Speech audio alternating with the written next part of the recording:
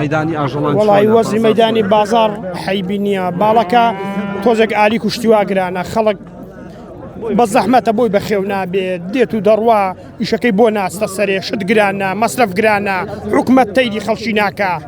ئەمە لادیەکان چۆل بوون ئەمە داوان لە حکومەتیەوەی تەیدی فەلاحیکە حەلەفی بداتێ شتی هەرزانکە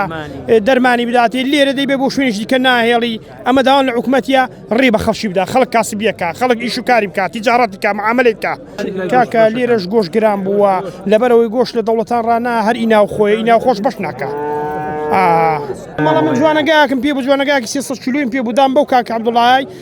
کیلوی بە 7.5 دا گاڕانی بوو دەستم ڕاوەشان کردم بڕۆ خێری لێ ببینی و ئارە وڵا داییوا لێرە بە پێی شەرع وانێک کردووە ئارە وڵا دەستەکان خۆش